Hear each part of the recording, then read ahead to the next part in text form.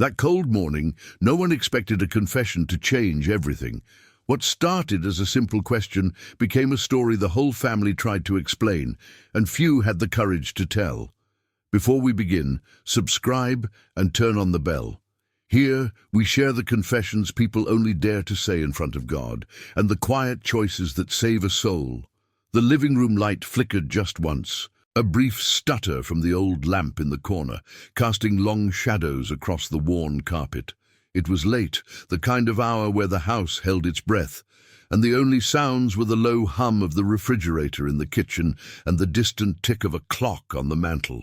I sat there on the edge of the sagging couch, my hands folded in my lap, the remote control still warm from my grip. The TV screen glowed with the muted colors of some evening news segment. Nothing important, just faces talking about weather or politics. But it had been my small anchor that night, a way to fill the silence that had grown heavier over the months. My son, David, stood up from his armchair across the room. He was tall, like his father had been, but there was a sharpness to him now, an edge honed by years of climbing the ladder at his firm downtown. His tie was loosened, sleeves rolled up, and his face, illuminated by the screen's blue light, looked drawn, irritated. He'd come home late again, dinner cold on the table because I'd waited, as always, hoping for a moment to talk. But talks had become rare. They dissolved into arguments or worse, indifference. He snatched the remote from the coffee table before I could react, his fingers brushing mine, just enough to make me flinch. The screen went black instantly, the sudden darkness swallowing the room like a curtain dropping on a stage. "Get out!" he said, his voice flat, not loud but cutting, the words landing like stones in still water. No explanation, no build-up, just that, get out. As if I were a stranger who'd wandered in off the street, not the woman who'd raised him, who'd bandaged his knees and packed his lunches and whispered prayers over his fevered bed when he was small. I froze, my breath catching in my throat. The air felt thicker, charged with the faint scent of his aftershave, mixed with the stale coffee from earlier. Rain had started outside, soft patters against the window pane, blurring the streetlights into hazy orbs. I wanted to say something, anything, to bridge the gap that had widened between us over the years, but the words wouldn't come. They lodged there, heavy and unspoken, as I watched him turn away, heading toward the hallway without a backward glance. The door to his study clicked shut behind him, leaving me in the dim glow of that single lamp. I stayed silent, not because I was afraid, though part of me was. The way his voice had hardened, the finality in it. No, it was something deeper, a quiet endurance I'd learned long ago, in the years after his father passed. David had been 20 then, already pulling away, building his life while I held onto the house we'd shared. The one filled with memories of laughter and Sunday roasts. I'd sold what I could to keep the mortgage paid, scrimped on everything else, but the bills had mounted. When David offered to let me move in, temporarily, he'd said, I'd seen it as a blessing, a way to stay close, to be part of his world as he built his family. His wife, Laura, had been polite at first, their 2 boys toddling around with sticky hands and endless energy. I'd helped with meals, with laundry, with the little things that made a home feel lived in. It was my way of contributing, of earning my place, but temporary, stretched into years. The guest room became mine by default, its walls papered with faded florals that peeled at the corners. I managed the shopping, the cleaning, the endless cycle of school runs and doctor visits when Laura's job demanded long hours. David provided the roof, the food, the security of not being alone in some cramped apartment on a fixed income. It was a dependency I'd never voiced, but it bound us, invisible threads pulling tighter with each passing month. I'd tell myself it was family, that love meant sacrifice, that my silence was a gift. Yet nights like this, one chipped away at that illusion, leaving raw edges exposed. I rose slowly from the couch, my knees protesting with a familiar ache, and shuffled to the kitchen. The clock on the wall read 11:47 p.m. A half-empty mug of tea sat on the counter, its surface filmed over. I poured it out, the sink gurgling softly, and stared at my reflection in the darkened window. Grey hair pulled back, eyes shadowed by fatigue. "Get out." The words echoed, not in anger, but in a dull ache that settled in my chest. Where would I go? The savings I'd tucked away were meagre, eaten by medical bills from last year's fall. Friends from church had drifted. Their invitations to potlucks grew sporadic as they tended to their own grown children. David knew that. He had to. I didn't cry. Not then. Instead, I climbed the stairs to my room, the wooden steps creaking underfoot, and lay on the thin mattress, listening to the rain intensify. The house settled around me, groans and sighs from the settling foundation, as if it too were holding secrets. Sleep came in fits, dreams fragmented by the what-ifs. What if I'd spoken up years ago, when the first barbs came? When Laura suggested I contribute more by watching the boys full-time, unpaid? When David stopped asking about my day, his responses clipped, distracted by emails on his phone. Morning light filtered through the curtains, grey and unforgiving. I heard him in the kitchen below. The clink of a spoon against ceramic, the hiss of the coffee maker. He didn't acknowledge me as I descended, just nodded curtly over his mug, eyes on his tablet. "Morning," I murmured, busying myself with toast. Silence stretched again, thicker now in the daylight. I buttered the bread methodically, the knife scraping like a whisper. "Get out." It hung there, unspoken but alive. By afternoon, the weight pressed too hard. I couldn't carry it alone anymore. The church was a short walk away, its steeple a familiar silhouette against the overcast sky. Father Elias was in his office, the door ajar, surrounded by stacks of hymnals and a simple wooden cross on the wall. He looked up as I entered, his face kind but weathered, glasses perched on the end of his nose. "Margaret," he said softly, gesturing to the chair opposite his desk. "What brings you here?" I sat, hands twisting in my lap, the words finally spilling out like rain from a broken gutter. "He turned off the TV last night and told me to get out, and I stayed silent until now." The confession hung in the air, the first crack in the wall I'd built around my endurance. Father Elias nodded, no judgment in his eyes. Just a quiet invitation to continue. And so I did, unraveling the threads of dependency and betrayal that had led to this moment. The somber truth of a life quietly eroding under the roof I called home. Father Elias leaned back in his creaky wooden chair, the faint scent of polished oak and old books filling the small counseling office. Rain drummed steadily on the roof above, a rhythmic backdrop that seemed to underscore the weight of Margaret's words. He didn't interrupt, just folded his hands on the desk, his gaze steady and unhurried. "Tell me more," he said gently, his voice a low anchor in the dim light filtering through the stained glass window. "How did it come to this?" Margaret shifted in her seat, the vinyl cushions sighing under her. Her fingers traced the frayed edge of her sweater, a habit from years of mending hems and patching tears. She began slowly, piecing together the fragments of a life that had unraveled, thread by thread, not in dramatic bursts, but in the quiet accumulation of neglect.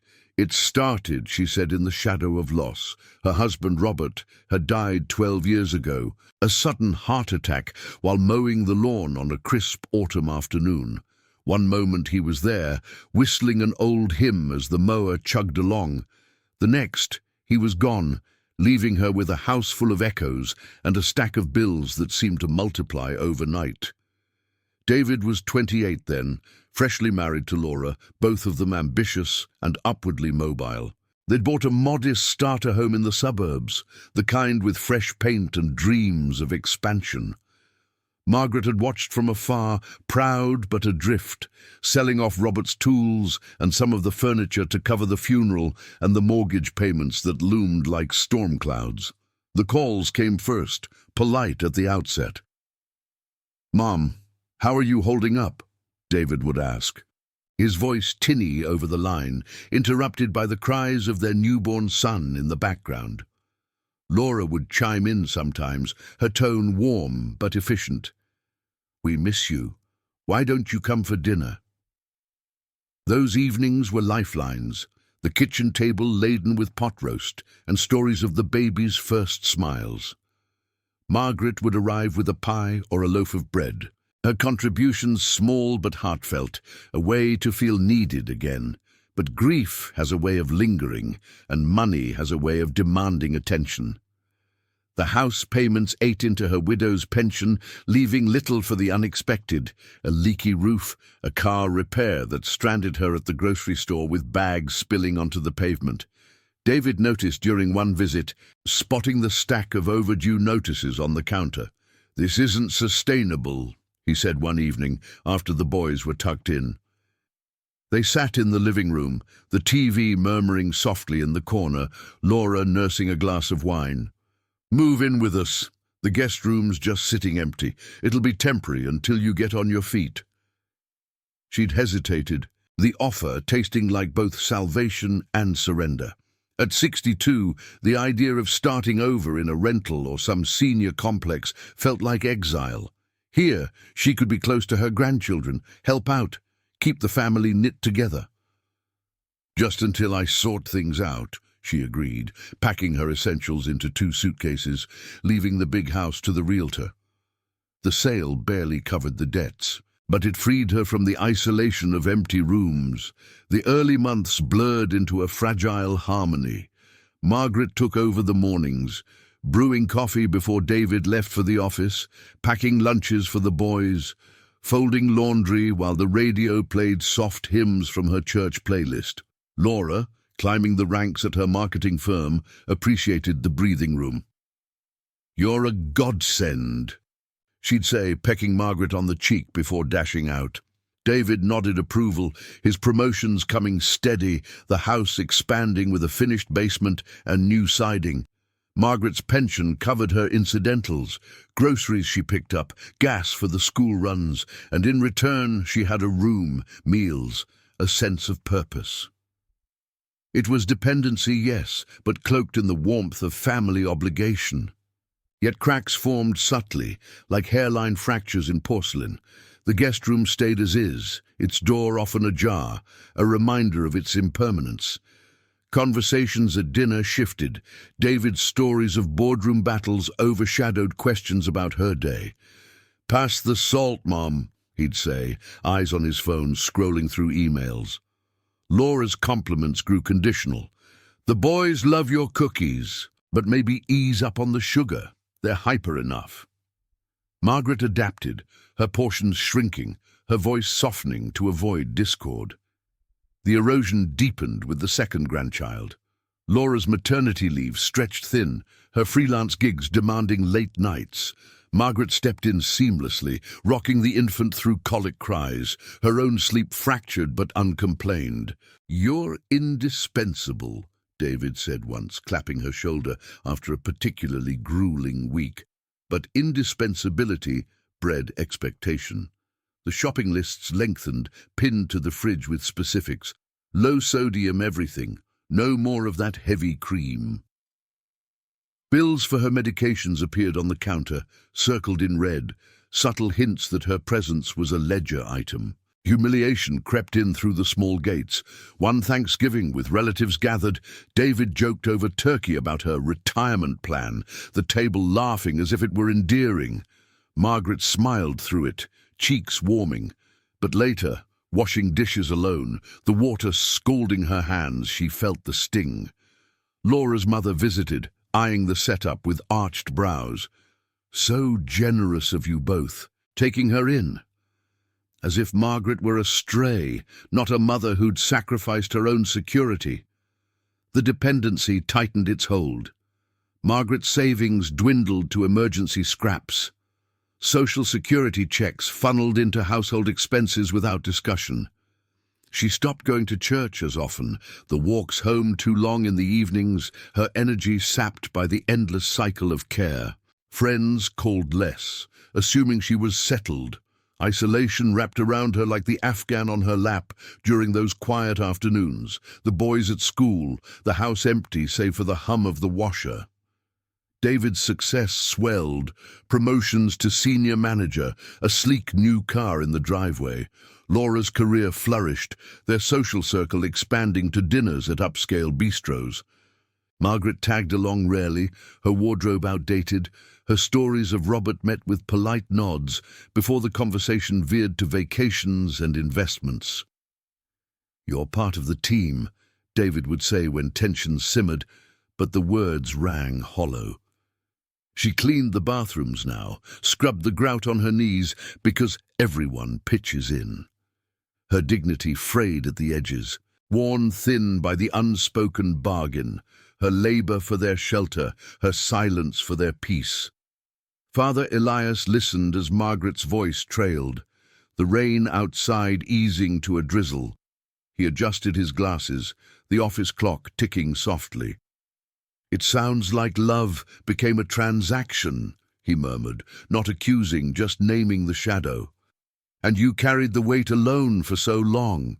Margaret nodded, tears welling but not falling, the reconstruction of those years laying bare the slow theft of her autonomy, the exploitation masked as familial duty. The confession continued, each memory a stone added to the foundation of her resolve. Father Elias's office felt smaller as Margaret delved deeper, the air thick with the scent of damp earth from the rain-soaked garden outside. A single desk lamp cast a warm pool of light on the worn Bible between them, its pages marked with faint pencil notes from years of quiet counsel. He poured her a cup of tea from a chipped porcelain pot, the steam rising like a fragile veil, and handed it over without a word. Margaret wrapped her hands around the mug, the heat seeping into her chilled fingers, grounding her as she continued. The misreadings began almost as soon as she moved in, subtle at first, like whispers in a crowded room that no one quite hears. Family gatherings amplified them, turning her endurance into something to be dismissed or dissected. David's aunt, Evelyn, was the first to voice it openly, during a holiday brunch the year after Robert's death. The table was set with linen cloths and silverware polished to a gleam, the aroma of cinnamon rolls mingling with fresh coffee. Margaret had risen early to help, slicing fruit and arranging platters, her apron dusted with flour. As conversation flowed about careers and college plans for the cousins, Evelyn leaned in, her voice laced with concern that felt more like judgment. "You're looking tired, Margaret," she said, patting her hand across the table. "All this helping out, it's too much for your age. David's so generous, but you can't just impose forever." The words landed softly, meant for the group, and heads nodded in agreement, imposing, as if her presence was an uninvited burden, not the quiet labor that kept the household running. Margaret forced a smile, murmuring thanks. But inside, the humiliation bloomed, a slow heat in her chest. No one asked about the nights she'd spent folding tiny clothes, or the mornings she'd driven the boys to preschool so Laura could catch her train. To them, she was the widow, clinging too tightly, dramatic in her devotion, unwilling to let go. The community at church echoed the sentiment, their well-meaning visits laced with assumptions. Mrs. Hargrove from the ladies' circle stopped by one crisp fall afternoon, bearing a casserole in a foil pan that steamed on the counter. She was a widow herself, sharp-eyed and efficient, always organizing bake sales and prayer chains.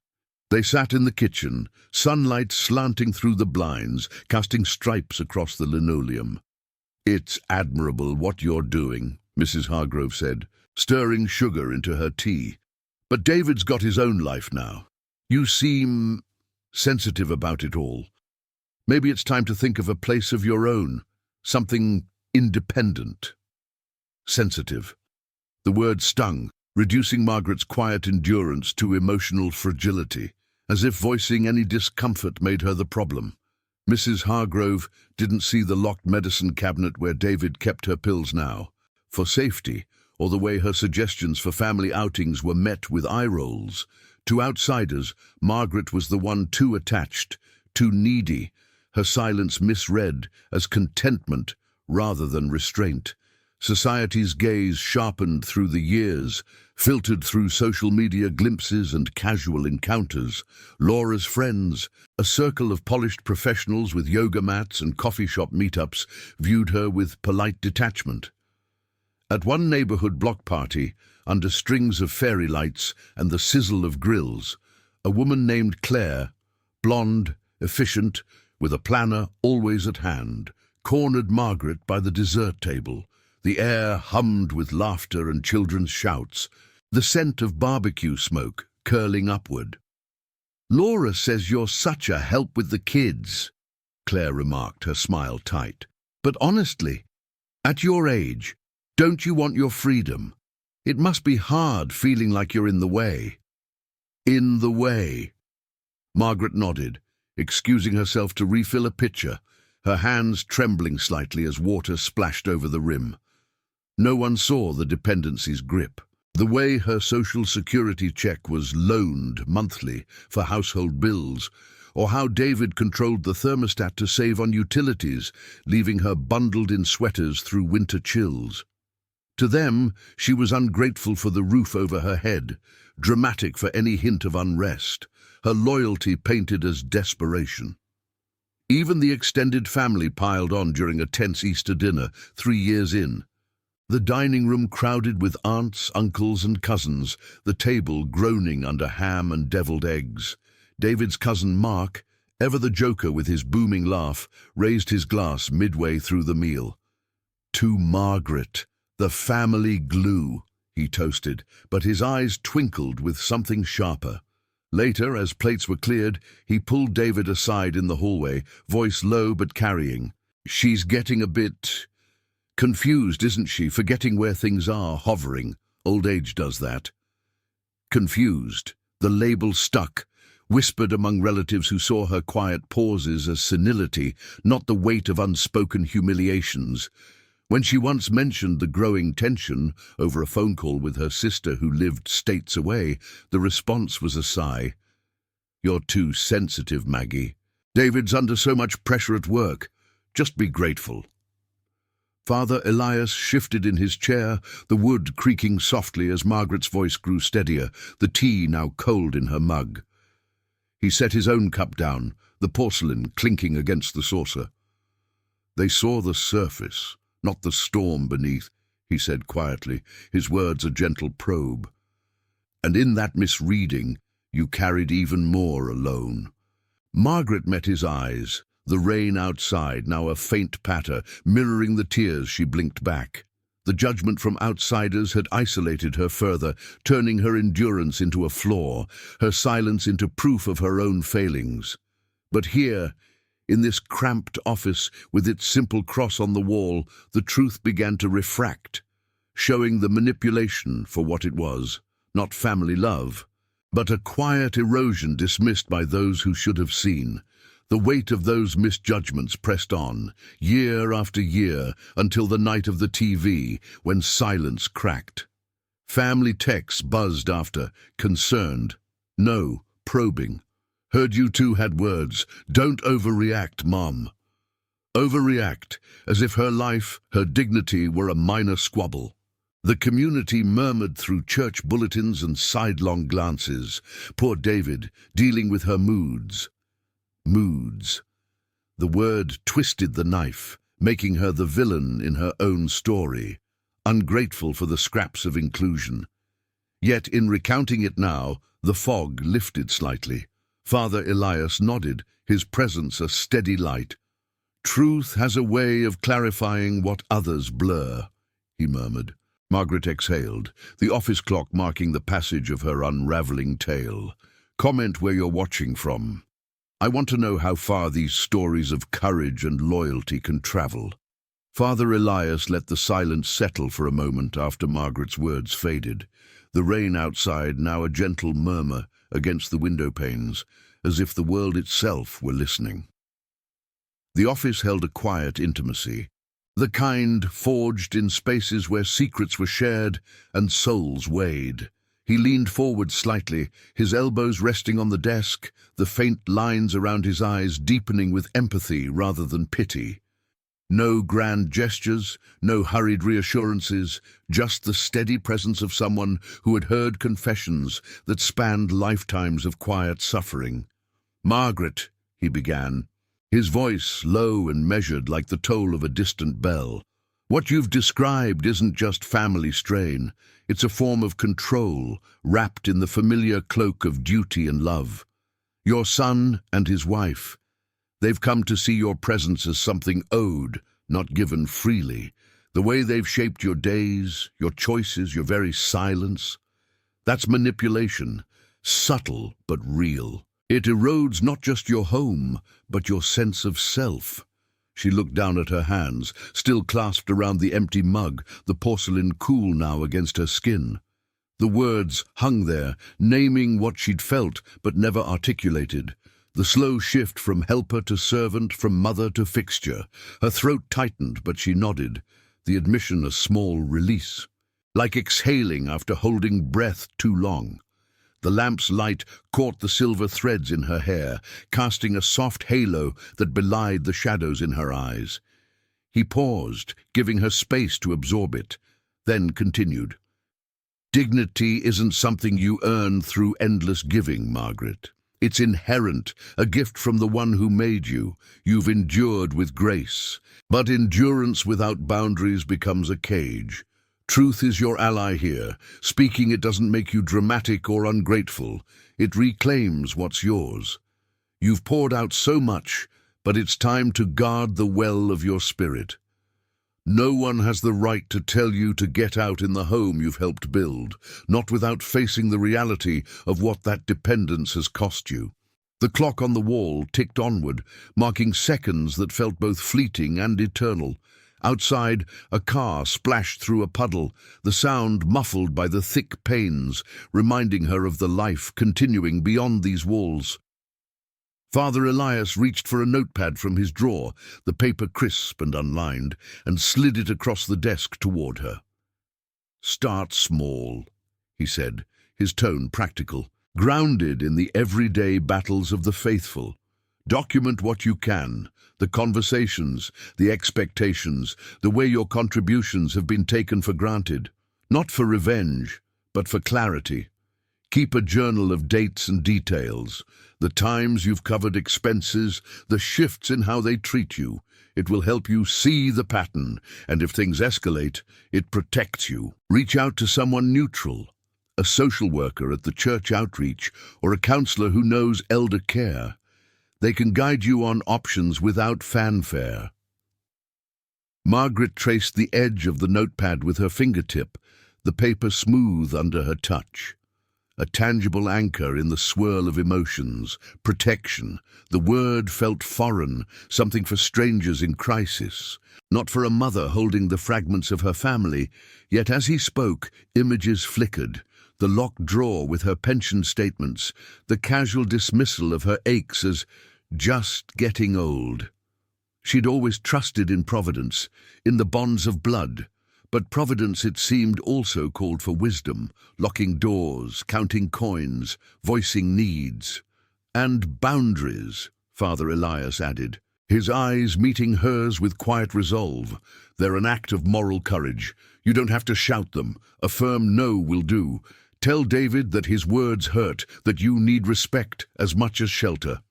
If he pushes back with guilt or threats, remember, true family honors dignity, doesn't demand silence. You're not abandoning love by protecting yourself. You're modeling it. Faith isn't passive in the face of wrong. It's the strength to stand, to say this ends here."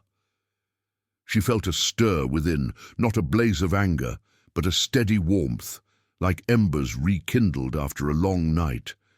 The office seemed to expand slightly, the cross on the wall a simple silhouette against the fading light. No miracles promised, just the counsel of truth laid bare.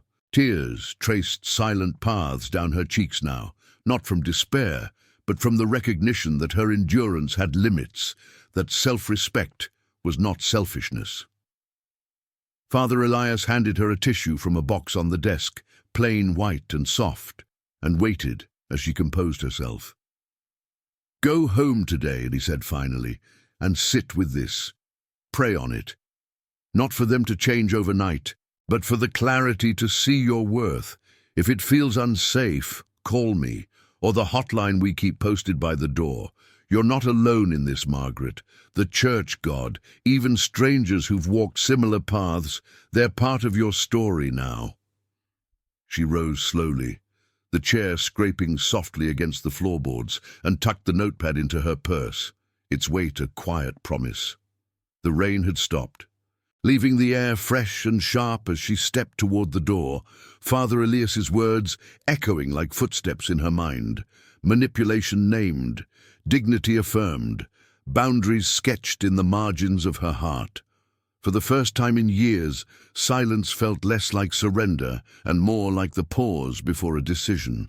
The walk home stretched ahead, the sidewalk slick underfoot. But her steps carried a subtle firmness, the counsel weaving through her thoughts like threads mending a tear. The walk home from the church unfolded under a sky heavy with the promise of more rain, the air cool and laced with the scent of wet leaves from the overhanging maples. Margaret's purse swung lightly at her side, the notepad inside a quiet weight against her hip, like a stone smoothed by river water. Her steps echoed softly on the cracked sidewalk, each one measured, deliberate, not hurried, but purposeful, as if the ground itself were testing her resolve. The neighborhood stirred faintly, a dog barking behind a chain-link fence, the distant rumble of a bus on the main road, porch lights flickering on early against the gathering dusk. She passed the corner store where she'd once bought milk for the boys, its neon sign buzzing like a trapped insect, and felt the familiar pull of routine, the invisible tether drawing her back to the house that no longer felt like shelter. By the time she reached the front door, the first drops had begun to fall again, pattering against the aluminum awning with a rhythm that matched her heartbeat. The key turned smoothly in the lock, the click a small permission to enter her own life. Inside, the house hummed with its evening cadence, the low drone of the dishwasher from the kitchen, Laura's voice on a phone call drifting from the home office upstairs, sharp and efficient, discussing deadlines. David wasn't home yet, his hours stretched longer now, a promotion dangling like bait, but the boys were there, sprawled on the living room floor, with homework scattered like fallen leaves, their small faces lit by the glow of a tablet. "Mom, Margaret," the younger one, Tommy, called out, without looking up, his pencil scratching across graph paper. "Can you make mac and cheese? The boxed kind." It was a request laced with habit, not malice, but it landed like another layer of expectation, the notepad in her purse whispering reminders of boundaries unspoken. She paused in the doorway, rain dripping from her coat onto the mat. And for a moment, the weight of Father Elias's words settled fully. Dignity inherent, not earned. Truth as ally. She hung her coat slowly, the fabric whispering against the hook, and moved to the kitchen, not out of reflex but choice, for now. Dinner passed in fragments of normalcy. Laura descended as the cheese sauce bubbled on the stove, her heels clicking on the linoleum, phone still clutched in one hand. "Smells good," she said absently, scrolling through messages. David texted, "He'll be late, again." No apology, just fact, as if Margaret's evenings were infinitely adjustable. The boys shoveled food with the enthusiasm of youth, sauce smearing their chins, while Margaret sat at the end of the table, her portion modest, the fork heavy in her hand. Conversation skimmed the surface. School projects, a playground scuffle, Laura's latest client pitch. No one mentioned the night before, the get-out that lingered like smoke in the air. Margaret chewed methodically, the food tasteless, her mind turning over the counsel like a puzzle piece finally fitting. After the plates were cleared, her hands in soapy water, the suds warm and insistent, she dried them with deliberate care, stacking them on the rack by the window where the rain now streaked the glass in earnest. The house phone sat on the counter, its cord coiled like a serpent, untouched for months. David's domain, mostly, calls from work, from lawyers about investments. But tonight, as the boys' bedtime routine echoed from upstairs, Laura directing with clipped instructions, Margaret reached for it.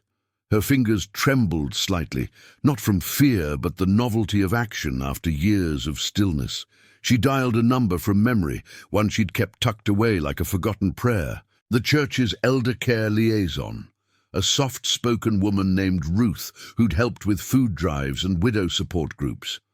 The line rang twice before connecting, Ruth's voice warm and unhurried on the other end.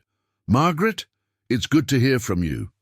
No probing, just welcome, as if calls like this were expected, anticipated even. Margaret leaned against the counter, the cool edge pressing into her back, and spoke in a voice barely above the rain's murmur. "I need advice about money. My pension. It's been going straight into the household account. I want to redirect it. Just mine, for now." The words came haltingly, each one a thread pulled free. But Ruth listened without interruption, her responses practical. Forms to fill, a bank visit tomorrow, safeguards against joint access.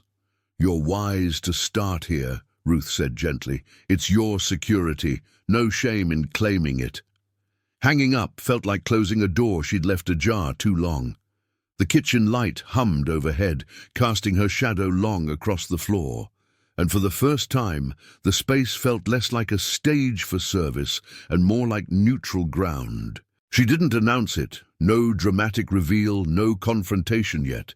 Instead, she slipped upstairs to her room, the stairs creaking underfoot like old confidants, and pulled out the notepad. Under the dim bedside lamp, its bulb flickering faintly, she began to write dates of pension deposits, notes on grocery runs she'd funded from her own pocket, the casual loans for the boys' uniforms that never circled back. Each entry was sparse, factual, the pen scratch a quiet rebellion. No rage fueled it, just the steady awakening of self-respect, the realization that her endurance had subsidized not just a home, but her own diminishment. David arrived home around 10, the front door opening with a gust of damp air, his keys jangling onto the hall table. Margaret heard him from her room, the murmur of his voice to Laura, the clink of a glass in the kitchen. She waited, heart steady now, until his footsteps paused outside her door. A knock, soft but obligatory. "Mom, you up?"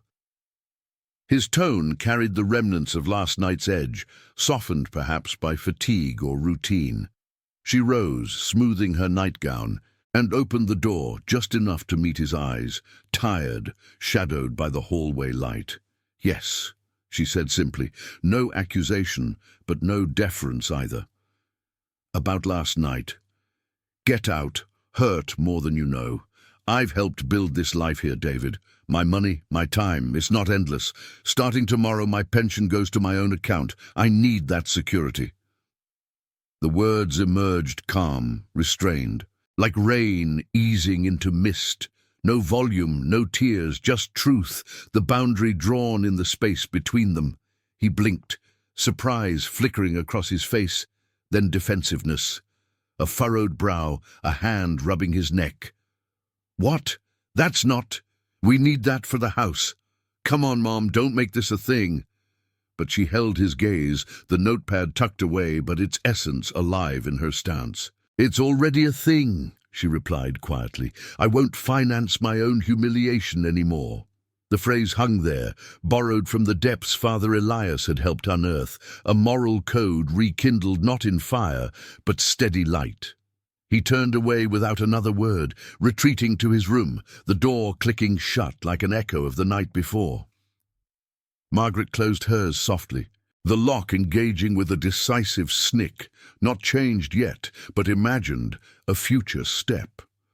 She lay in the dark, the rain a lullaby against the roof, and felt the turn, small, uncelebrated, but irreversible. The dependency's threads loosened, just enough to breathe, the quiet act of reclaiming her funds, a pivot from silence to sovereignty. Tomorrow, the bank. Tonight, the peace of a decision made. The house settled around her, no longer a cage, but a chapter closing.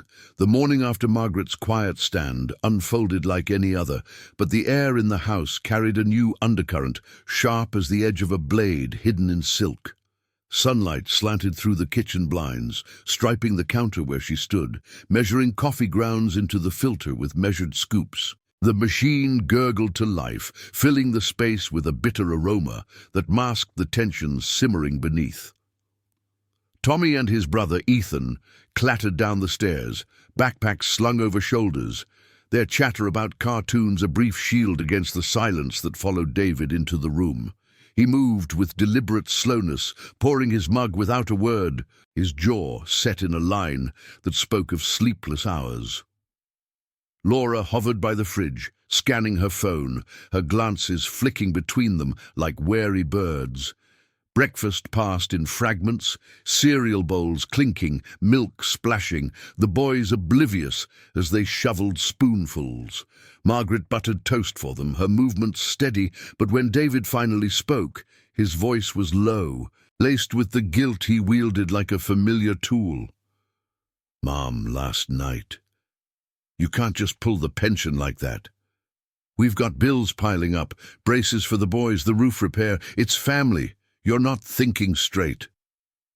The words wrapped around her like vines, tugging at the old habits of yielding. She met his eyes over the rim of her cup, the steam curling between them. "I've thought about it plenty, David. It's my security, not a loan anymore." He exhaled sharply, setting his mug down with a thud that made the spoons rattle. "This is ungrateful, after everything we've done." Laura cleared her throat, inserting herself smoothly as the boys scampered out the door for the school bus, its brakes squealing in the driveway. "Let's not do this now," she said, but her tone held an edge, protective of the equilibrium she'd built.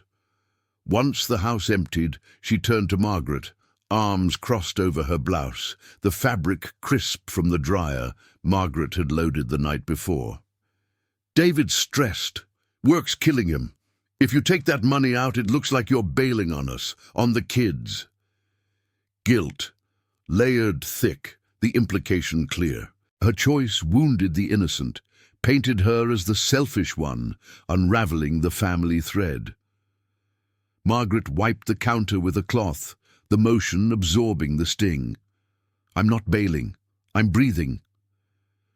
The escalation began subtly that afternoon, a ripple turning to waves. Margaret slipped out to the bank, the walk brisk under a sky threatening clouds, her purse clutched tight against the chill wind, rustling the leaves. The teller, a young woman with a name tag reading Sophia, processed the redirection with efficient keystrokes, the printer humming as it spat out confirmation slips. "Smart move," Sophia murmured, sliding them across the cool marble counter. "Keeps things separate." Margaret nodded, folding the papers into her wallet. A small fortress now. But as she stepped back into the daylight, her phone buzzed, a text from David.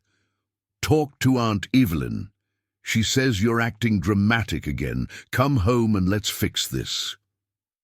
By evening, the retaliation sharpened.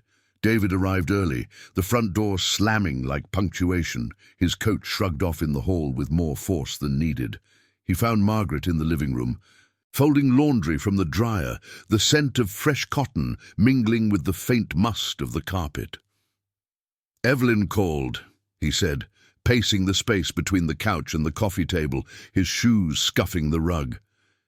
"She heard from church friends that you're stirring things up, talking to Father Elias. What now, you're bad-mouthing us? Painting me as the villain?"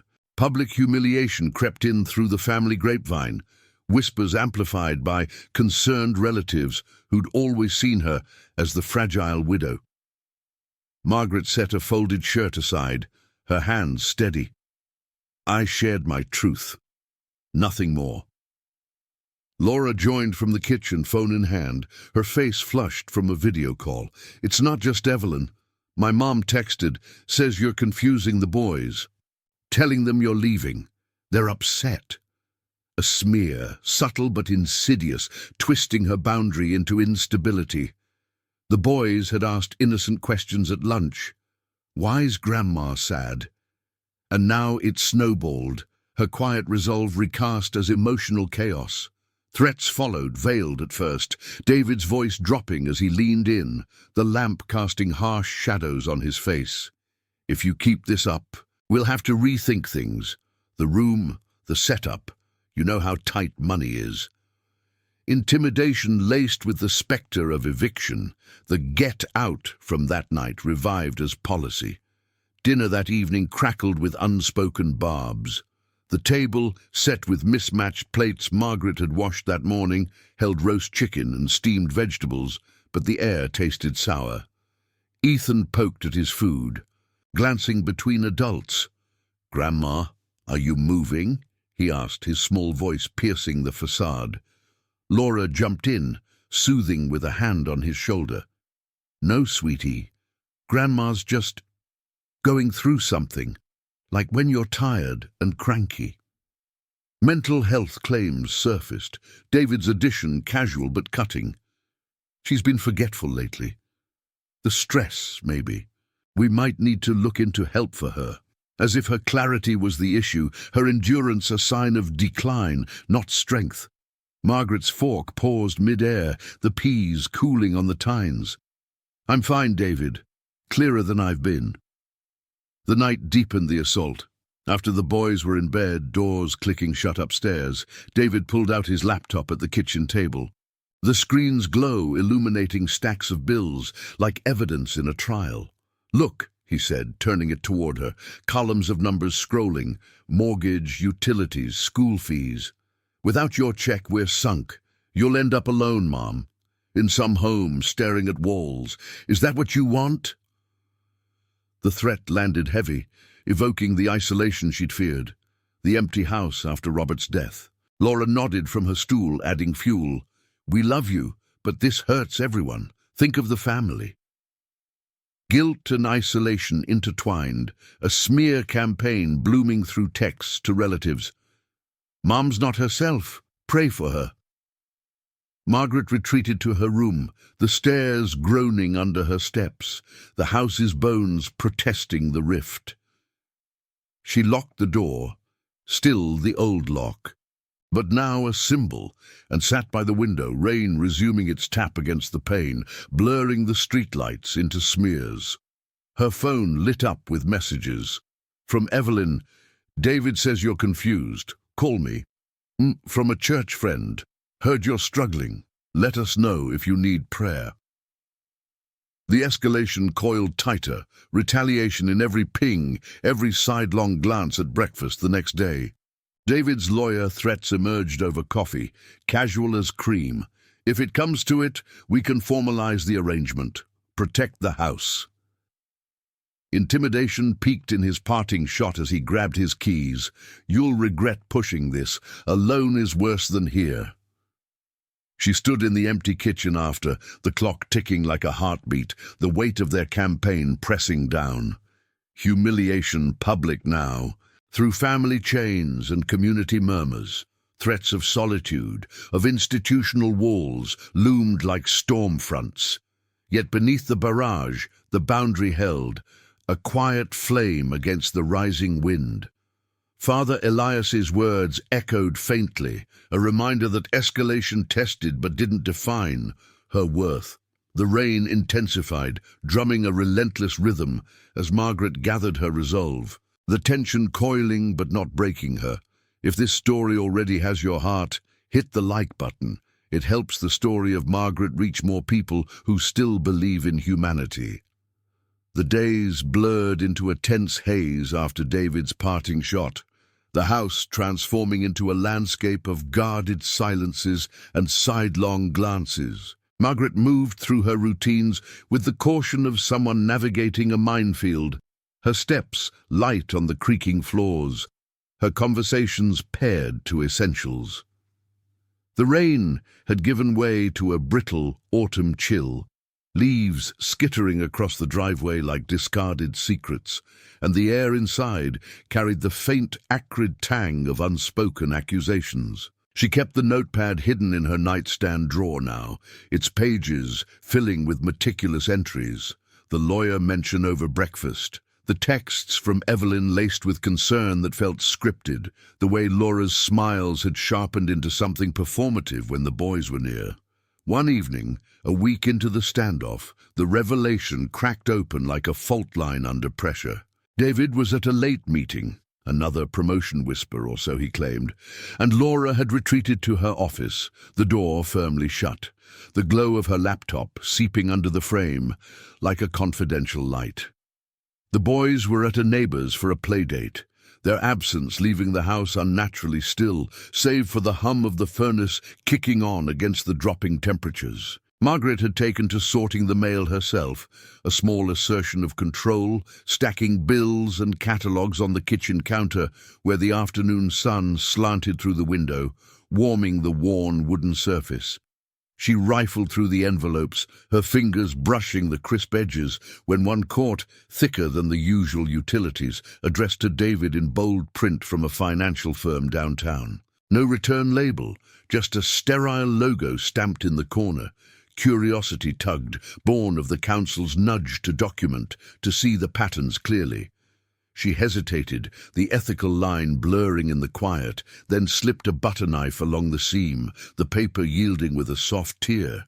Inside, statements unfolded, rows of numbers marching across the pages like indictments.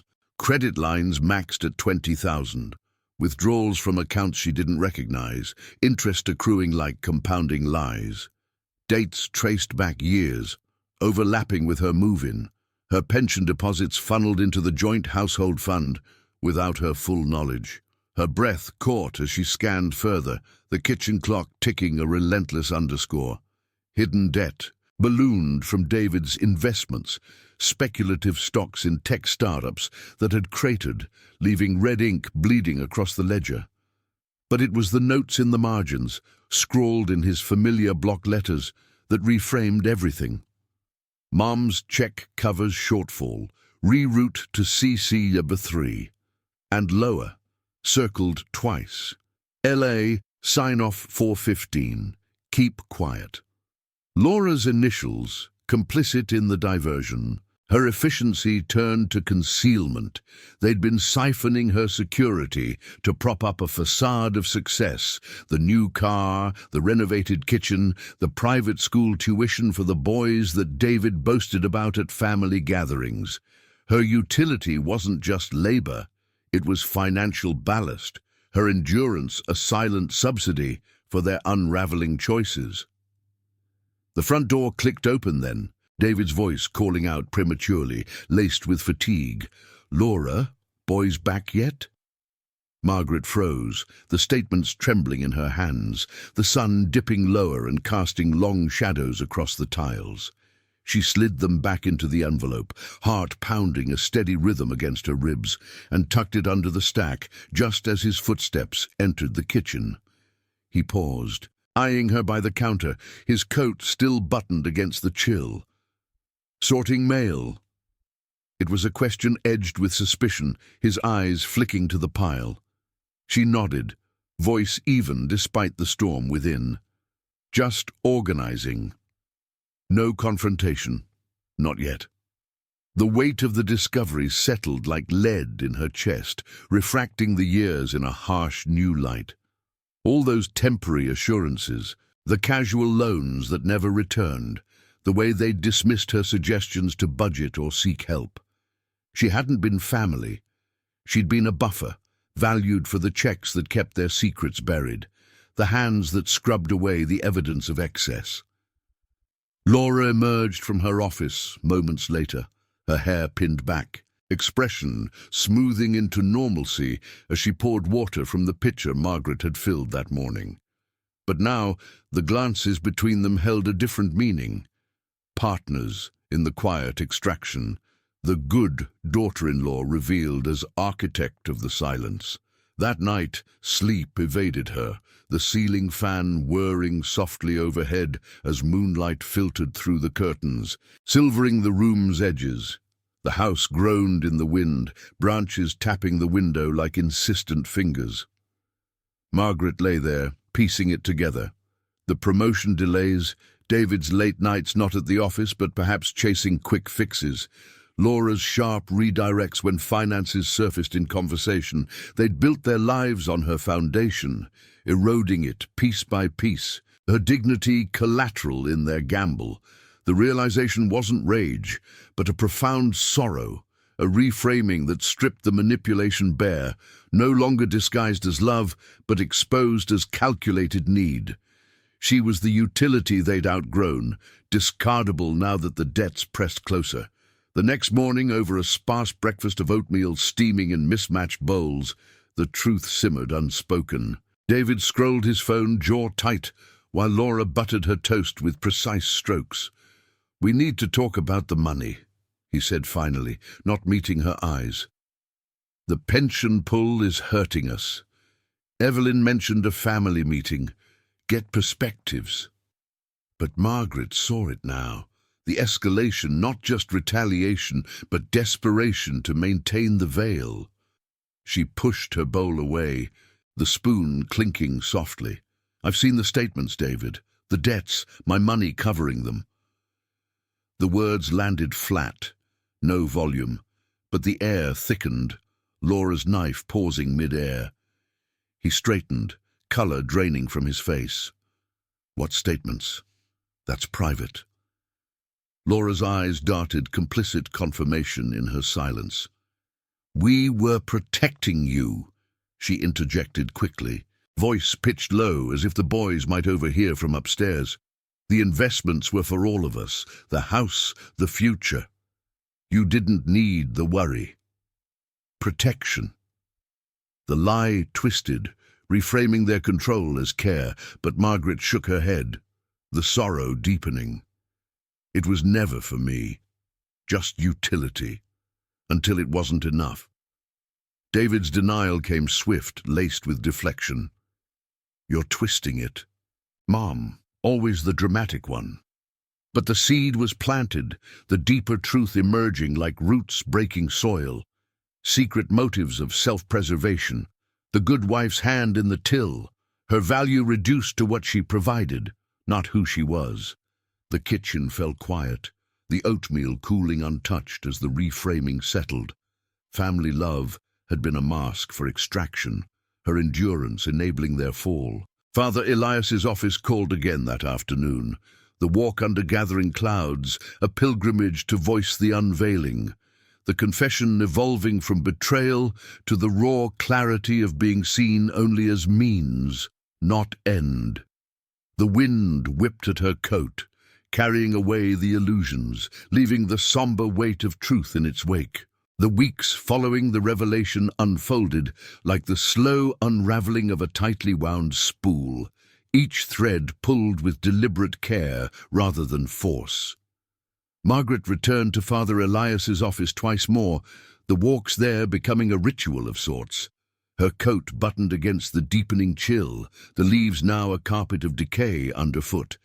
The small space, with its unchanging scent of polished wood and faint incense, offered no dramatic resolutions, just the steady turn of pages in her notepad as she shared the entries, her voice gaining a quiet firmness with each visit. "It's all here," she said one afternoon, sliding the growing ledger across the desk, its cover worn from handling. Dates, amounts, the way they rerouted without asking. Not to accuse, but to see it clear. Father Elias scanned the lines, his finger tracing a column of figures without comment at first, the clock on the wall marking time like a patient witness. "This is your truth documented," he replied softly, handing it back. "Share it wisely, with those who can help, not harm. Ruth at the Outreach Center, she's connected to services that protect without escalating to courts.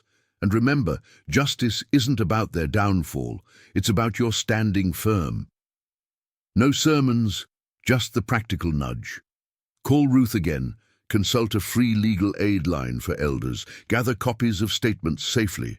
Margaret nodded, the advice settling like ballast, turning her isolation into a network of quiet allies. Ruth proved a cornerstone. Her office at the church annex, a cluttered haven of file cabinets and potted ferns, sunlight filtering through blinds that needed dusting. Over chamomile tea in mismatched mugs, steam curling between them, Ruth reviewed the notepad with a nod of understanding, her glasses perched low on her nose. "You've got a solid record here," she said, her voice warm but businesslike. "First, secure your finances fully. Open that separate account if you haven't, and notify Social Security of the change. Then we loop in elder services. They can mediate without it turning ugly. No promises of swift vindication, just steps. A referral to a financial counselor who specialized in family dependencies. A workshop on tenant rights, since Margaret's long stay blurred the lines of guest versus resident. Margaret acted on it incrementally, her mornings now divided between the house's routines and these outings, the bus ride to the councillor's office downtown, a buffer of anonymity amid the city's hum. The councillor, a middle-aged man named Mr. Patel, with a desk piled in organized chaos, listened without judgment as she laid out the pension diversions, the statements she'd photocopied at the library. "This qualifies as undue influence," he explained plainly, no legal jargon to overwhelm. "You have rights to your benefits. We'll draft a letter, formal but not aggressive, requesting repayment of what's yours and cessation of access." The letter arrived a week later. Typed on plain letterhead, mailed certified to David's address with a copy to Margaret's new P.O. box, a small rented space that felt like her first true foothold. Exposure came not in a blaze, but through the steady drip of consequence. David found the letter on the kitchen counter one evening, left there deliberately by Margaret after the boys were in bed, the envelope unopened but its return address unmistakable. He tore it open under the harsh fluorescence, his face paling as he read, Laura peering over his shoulder, her hand gripping the chair back. "What the hell is this?" he demanded, voice rising but cracking at the edges, the paper crumpling in his fist. Margaret stood by the sink, drying a plate with measured strokes, the water still dripping from the faucet in uneven plinks. "It's the truth," she said evenly. "My money. Back to me. No more covering what you hid." The lies unraveled from there, not in confession but in the cracks they couldn't seal. David's denials faltered under the weight of the evidence. Ruth had connected Margaret to a paralegal who verified the debt patterns against public records. No subpoenas needed, just cross-references that painted the picture starkly. Family calls flooded in after Evelyn received a neutral update from Ruth, the church's discretion shielding Margaret from direct fire. "David says it's all a misunderstanding," Evelyn phoned one grey afternoon, her tone wavering. "But the numbers. Laura's been quiet about it." Quiet. Yes, the complicity exposed in fragments, Laura's freelance gigs drying up as clients sensed instability, whispers in her professional circle about family distractions. The decisive boundary manifested in the small, unyielding acts. Margaret packed a single suitcase that weekend, not fleeing but preparing, storing it in the church basement with Ruth's help, a safety net against further threats. "The guest room is yours, as long as you respect me," she told David over coffee the next morning, the table between them a neutral zone, steam from their mugs fading into the cool air. "No more commands, no more using my funds. If that's too much, I'll go." He pushed back with familiar guilt. "You're breaking us." But the fire had dimmed, his lawyer threats evaporating, when the paralegal's follow-up letter cited potential elder financial abuse statutes, enough to prompt a hurried consultation on his end. Consequences rippled realistically, without spectacle. David's firm noticed the strain. Late arrivals, distracted calls, and a performance review loomed. The hidden debts forcing a reckoning with creditors who'd been placated by Margaret's unwitting contributions. Repayments started in fits, a cheque for back pension amounts, grudgingly cut after Mr. Patel's mediation session, held in a neutral office where voices stayed level, no raised tempers. Laura's role surfaced more clearly there. Her admissions sparse, we thought it was temporary. But enough to shift the household dynamic, her apologies clipped as she juggled job hunts. The boys, sensing the shift, clung closer to Margaret during her remaining evenings, their questions met with simple truths, Grandma's finding her way. Margaret didn't revel in it. The justice felt somber, a quiet realignment rather than triumph. She secured a part-time role at the church thrift shop through Ruth, folding donated clothes amid the scent of mothballs and faint perfume, her pension now intact, funding a modest apartment nearby. Nothing grand, just a one-bedroom with sunlight through the windows and a lock she controlled. David visited once, awkward in the doorway, a potted plant in hand as olive branch. "We messed up," but he admitted, eyes on the floor. No full absolution, but the boundary held, their interactions now measured by respect's fragile thread.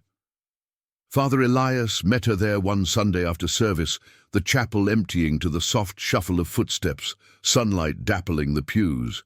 "You've chosen dignity over destruction," he said quietly, his hand light on her shoulder. The notepad, now archived with copies to services, lay closed in her lap, its purpose served.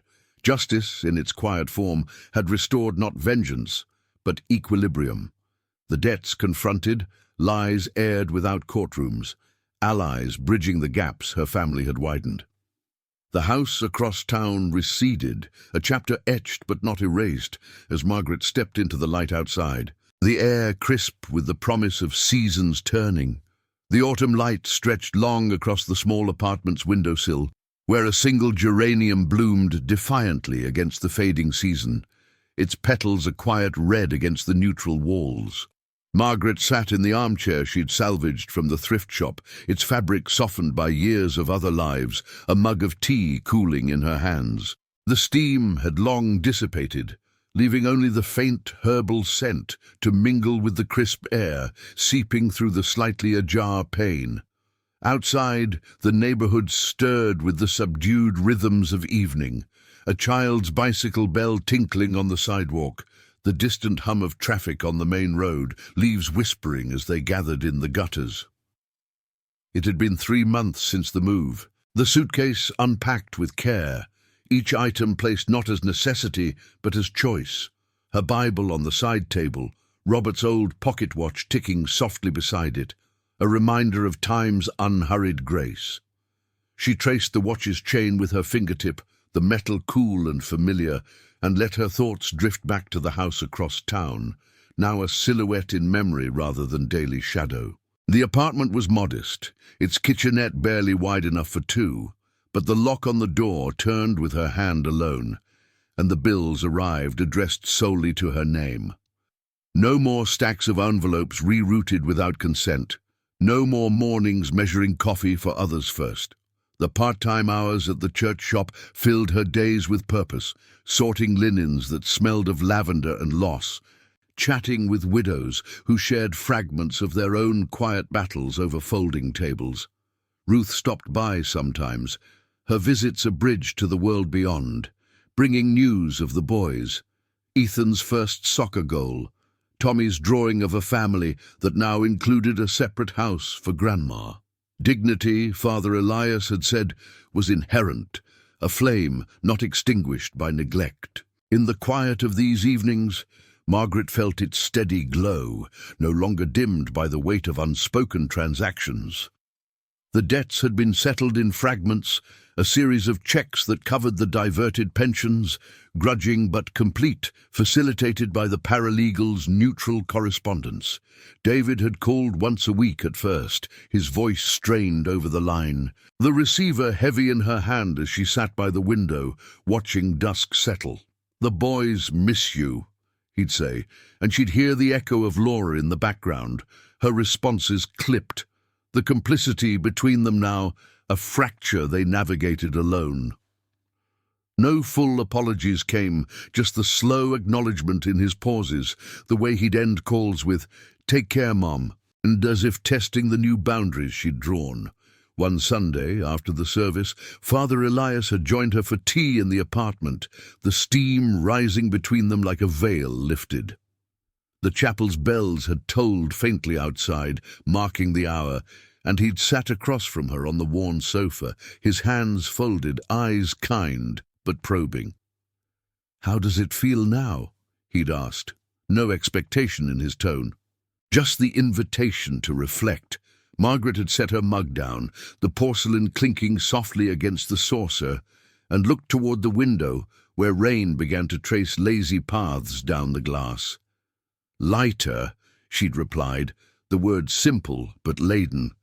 "Like I've reclaimed the air I was holding in, but the hurt lingers, not for what they took, but for what family became." He'd nodded, the light catching the silver in his hair, and leaned back, the chair sighing under him. "Family isn't blood alone, Margaret. It's the choice to honor, to lift rather than lean until one buckles. You've shown them that, even in silence turned to voice. Faith in humanity. It's there, in the small mercies, the way Ruth checks in, the boys' drawing slipped under your door. Redemption isn't them changing overnight. It's you finding peace in the truth, letting go without bitterness." No miracles, just the calm clarity she'd come to rely on, his words weaving through the ache like threads mending a seam. They'd prayed then, a quiet recitation of the Lord's Prayer, voices blending in the small space, the rain outside a gentle underscore to words of daily bread and forgiveness. As weeks turned to months, the haunting reflection settled deeper. What was family, if not the quiet endurance that had nearly cost her soul? It was the laughter, with the thrift shop ladies over mismatched teacups, the phone calls from church friends who'd re-emerged once the whispers faded. David's visits grew steadier, awkward at first, standing in the doorway with grocery bags, the scent of fresh bread wafting in, but evolving into shared silences over coffee, where he'd speak of the firm's pressures, the debts they'd confronted without her buffer. "We were scared," he admitted once, eyes on his cup, steam curling like unspoken regrets. "Thought keeping it from you protected us all." Laura came too, rarely, her apologies wrapped in practicality, offers to help with the boys' visits, a tentative bridge over the chasm. Margaret accepted without full embrace, her heart guarded now, the manipulation's scar a reminder that compassion needn't mean self-erasure. Faith in humanity flickered in these glimmers, the way Evelyn had called one crisp afternoon, voice softened by distance. "I misread it all. Margaret, should have seen your strength sooner." Or the elder services counsellor who'd reviewed her finances pro bono, his guidance a hand extended without strings. Even the boys, with their unfiltered hugs and questions. "Why'd you leave, Grandma?" Taught her that innocence endured beyond the adult's failings. She answered honestly, in simple terms, "To be strong for us all." No fairy tales, just the truth that family meant mutual respect, not one-sided utility. Nights now brought a calm she'd forgotten, the apartment's quiet, a balm rather than isolation.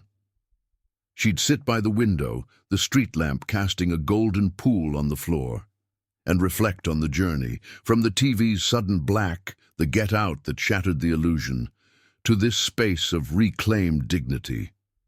The notepad, archived now in a drawer, served as testament, not to vengeance, but to the moral courage of boundaries. Redemption wove through it all, not in grand gestures, but in the subtle shifts. The house across town no longer a cage, but a lesson etched in memory.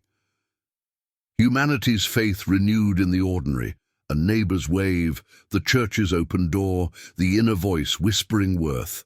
Father Elias's final counsel echoed in these reflections, shared over a walk in the park, one fading afternoon, leaves crunching underfoot like whispered confessions. "You've turned endurance into legacy," he'd said, pausing by a bench overlooking the pond, ducks gliding serene on the water. "What family means? It's chosen, Margaret, those who see your light and add to it, not dim it." She'd smiled then, the first unguarded one in months, the air sharp with coming winter, and felt the haunting lift, replaced by a quiet peace. The geranium on the sill bloomed still, a symbol of persistence, as she rose each morning to the light of her own making. Subscribe for more stories of compassion, justice, and redemption. Thank you for watching The Case of Margaret. See you in the next one.